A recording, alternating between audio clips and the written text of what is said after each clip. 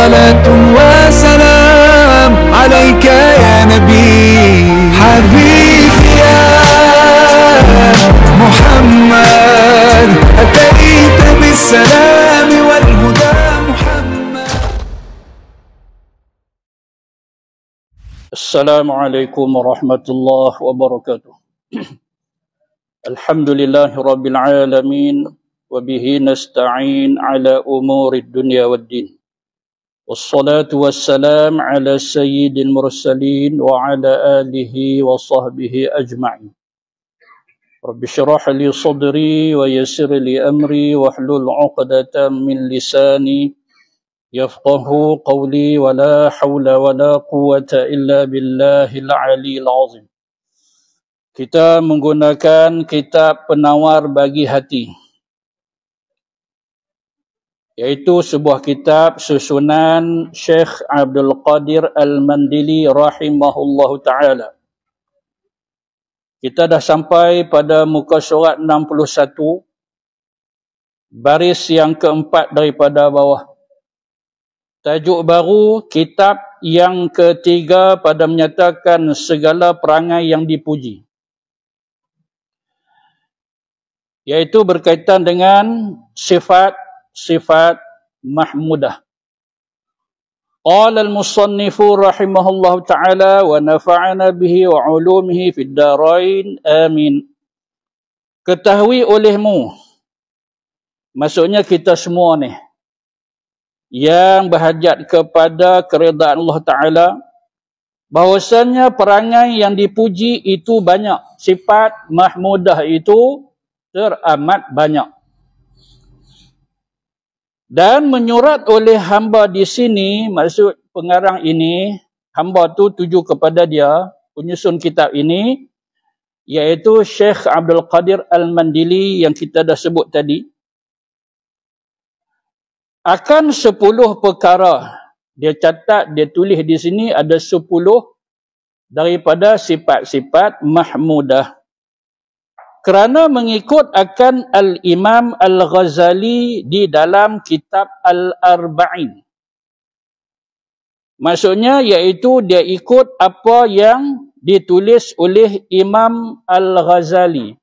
Imam Ghazali ini iaitu salah seorang tokoh dalam mazhab Imam Asy-Syafi'i. Jadi kita sebut sikit tentang Imam Al-Ghazali sebagaimana pernah kita dah sebut. Tapi selalu sangat kita duk sebut nama dia, sekali-sekala kita nak sebut tambah lagi latar belakang ulama besar ni supaya kita sentiasa ingat. Ia digelar sebagai Abu Hamid, bapa si Hamid. Nama dia Muhammad bin Muhammad bin Muhammad. Tapi orang Arab ni, tak usah kata yang dah berumah tangga, yang kecil-kecil mereka dah bagi gelaran macam tu dah. Kecil-kecil lah, baru umur 4 tahun, 5 tahun, dah ada dah jolokan itu. Umur sekian, bukan nama dia macam tu. Tapi dah ada dah gelaran macam kita kata ni orang tua punya gelaran ni. Orang Arab macam tu lah, antara kita kata keistimewaan ataupun kita kata kelainan Arab dengan kita ni. Orang Arab mereka mendewasakan kanak-kanak. Boleh kita sebut begitu. Mendewasakan kanak-kanak baru kecil, tapi dah ada dah bapa si fulan, ibu si fulan. Nanti bila mereka dah berumur sikit, mereka dah agak cerdik. Apa ni, aku bapa sekian kan, atau ibu sekian, mendewasakan kan. Kita tak ada lah macam tu, tak usah kata tak biasa kan. Boleh kata tak ada lah kita ni orang Melayu macam tu. Buah nama, panggil nama tu, pas nama elok pun dah potong kan. Muhammad, Mat. Orang Arab kalau nama panjang mana panggil semua. Tapi mereka tidak mendidik panggil nama. Panggil Abu sekian lah. Abu Yusuf. Terdengar kan ayah dia panggil Abu Yusuf, tahan sat budak tu. Ni pengalaman saya lah mengaji sana dulu. Tahan budak tu sat. Cakap Arab lah, mana boleh duk sebut di sini. Terjemahkan. Nama apa? Kita tanya budak tu kan. Dan ayah dia panggil Abu Yusuf. Nama apa? Dia kata, nama saya Ahmad. Nama Ahmad. Ayah panggil Abu Yusuf. Dia begitu.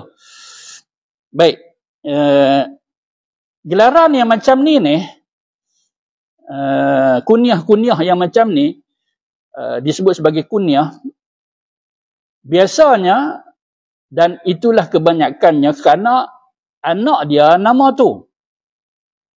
Anak dia, mesti anak dia nama yang tu, sebab tu kata bapa sekian. Tapi tak juga. Sebab apa? Sebab ni budak ni. Budak kecil mana? Baru 4 tahun kahwin apa? Mana ada anak 4 tahun baru? Esok kalau anak dia besar, esok nak buh nama anak dia nak ikut tu kah? Tak mesti.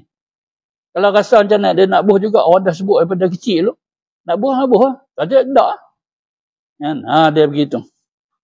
Cuma nak melatih anak-anak mereka ni tak usah macam budak-budak lah. Tak usah macam budak-budak olah hampa budak. Contoh dia macam Aisyah sendiri. Isteri Nabi, Aisyah, dia kira darah sampai ke habis umur. Tak ada anak. Tapi dia punya kunyah dia apa dia? Iaitu Ummu Abdillah. Ibu kepada Abdullah. Ambil mana Abdullah anak dia? Dah, dia tak ada anak. Dia kahwin. Kahwin dengan Nabi. Tak ada anak. Tu main mana Abdullah? Dia ambil sempena nama anak saudara dia. Anak kepada Asma. Anak kepada Asma nama Abdullah bin Zubair. Begitu. Baik. Jadi Imam Ghazali ni, Abu Hamid. Muhammad Al-Ghazali At-Tusi An-Nasaiburi. Dan beberapa gelaran yang diberi kepada dia. Julukan dia ni orang yang hebat dengan ilmu yang mantap. Maka adalah gelaran-gelaran tertentu yang disebut kepada dia. Macam belah kita ni kita kata Tuan Guru, Sahibus Samahah, lagi apa lagi? Syekh, Tuan Syekh dan seumpamanya. Dulu saya teringat masa saya mula balik dulu. Pengurusi masjid perkenalkan saya dekat ahli jamaah. Dia kata, tuan-tuan sekalian, ni hari Jumaat ni. Hari Jumaat. Saja dia tengok, Ustaz main kat masjid ni kan. Saya daripada Qaryah lain, tapi dia kenal saya.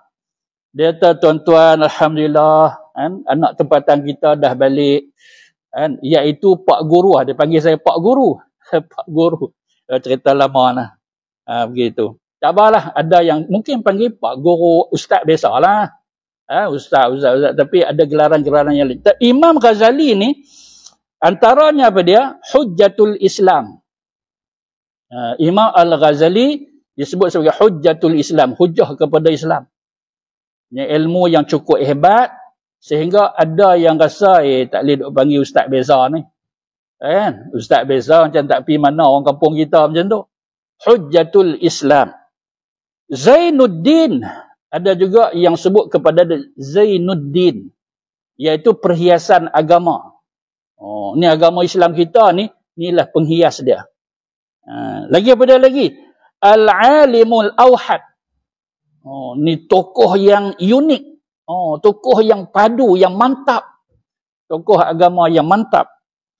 Syaraful A'immah. Kemuliaan para imam. Ni tok guru belah kita kata tuan guru atau tok guru lah. Tapi di sebelah Arab ini gelaran orang yang banyak ilmunya, banyak anak muridnya imam. Imam. Ni perawi-perawi hadis ni begitulah orang dok sebut. Imam Turmuzi, Imam Ibnu Majah, Imam Abu Daud, Imam Muslim, Imam Bukhari. Apatah lagi ulama-ulama mazhab, Imam Abu Hanifah, Imam Malik bin Anas, Imam Syafi'i, Imam Ahmad bin Hanbal dan sebagainya. Jadi Imam Ghazali dapat gelaran iaitu Syaraful A'immah. kemuliaan para imam. Baik. Dari Imam Ghazali ini disebut di sini pada dalam kitabnya yang berjudul Al-Arba'in. Maka Imam Ghazali ini dengan gelaran-gelaran yang hebat yang kita sebut tadi, dia bukan kitab ni saja yang dia susun. Antara kitab susunan Imam Ghazali iaitu Tahafutul Falasifah. Kemudian Khawasul Quran. Ni jarang-jarang yang kita biasa dengar. Yang biasa kita dengar apa dia? Ihya Ulumuddin. Abang ni kitab Imam Ghazali. Cuba abang. Dia kata senang, kecang. Ihya Ulumuddin. Lagi ada Bidayatul Hidayah. Lagi tanya orang lain lah pula. Macam tu kan. Dia sangkut dah kat situ. Tapi Imam Ghazali ni banyak kitab-kitab dia. Antara iaitu Tahafutul Falasifah, Khawasul Quran, Jawahirul Quran, Al-Hikmah fi Makhluqatillah, Minhajul Arifin, Al-Arba'in di sini iaitu penuh dia Al-Arba'in fi Usuliddin. 40 perkara dasar agama. Tapi diringkaskan kepada Al-Arba'in. Ini pun satu juga. Ni rasa himpunan hadis 40 kot. Hadis 40 orang kata arba'in juga kan. Tapi ni bukan himpunan hadis 40. Al-Arba'in fi Usuliddin iaitu 40 dasar-dasar agama.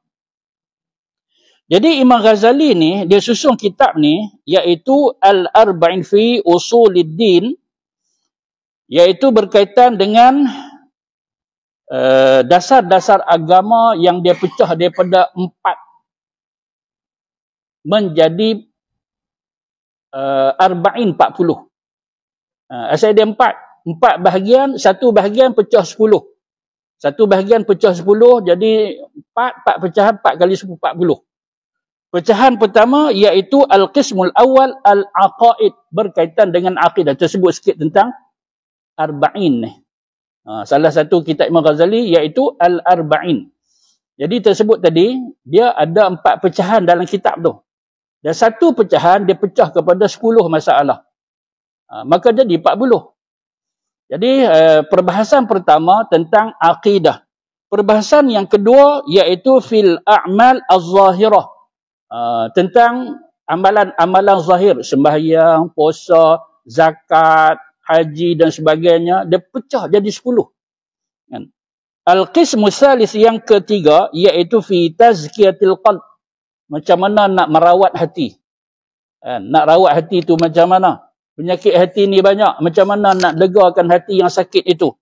Al-Qismu Rabi' yang keempat iaitu tentang akhlak al-mahmudah. Akhlak yang terpuji. Inilah yang Syekh Abdul Qadir Al-Mandili ambil daripada kitab itu bahagian yang keempat. Dia sebanyak ada 10. Yang dia kata sini ada 10. Kenapa? Kerana mengikut Imam Ghazali dalam kitab Al-Arba'in fi Usuliddin. Baik. Yang pertama iaitu taubah. Atau disebut sebagai taubat. Kan senang bahasa kita sebut taubat. Padahal tersimpul itu berhenti dia dekat taubah. Iaitu taubat daripada segala dosa. Yang pertama. Dan kedua, takut akan Allah Ta'ala al-khawf. Yang ketiga, zuhud. Apa arti zuhud? Artinya benci akan dunia dan berpaling daripadanya. Kita sebut dulu. Huraian dia akan main belakang. Kita akan hurai satu persatu. Nampak tak? Muka surat 62, dia tak bab yang pertama berkaitan dengan taubat. Kat sini barulah kita nak nampak betul-betul taubatnya macam mana, pecahan dan sebagainya. Tapi mula ni nak habaq 10 perkara itu, kita baca begitu saja. Kan? Macam mana ni? Zuhud adakah macam tu punya pengertian? Tak, nanti dulu. Kita tak bincang lagi. Kan? Adakah dia tinggal dunia, dia tak peduli ke dunia? Nanti dulu. Yang tu jauh lagi. Tak tahulah bulan berapa kita akan baca yang tu. Kan? Cuma malam ni tak nak sebut 10 perkara itu. Dan yang keempat iaitu sabar. Yang kelima iaitu syukur. Yang keenam iaitu ikhlas. Yang ketujuh iaitu tawakal. Yang ke-8 iaitu kasih akan Allah Ta'ala. Dan yang ke-9 redha dengan qada Allah Ta'ala. Dan yang ke-10 mengingat akan mati. Dan selagi akan hamba sebut semuanya dengan tafsil. Syekh Abdul Qadir kata, nanti satu persatu akan dihidangkan. Sehingga nampak di depan kita apa yang disebut kepada 10 perkara ini. Di dalam 10 bab yang terpisah-pisah, bermula daripada bab pertama sehingga yang ke-10. Wallahu a'lam, kata Syekh Abdul Qadir Al-Mandili. Bismillahilladzi la yadurru ma'asmi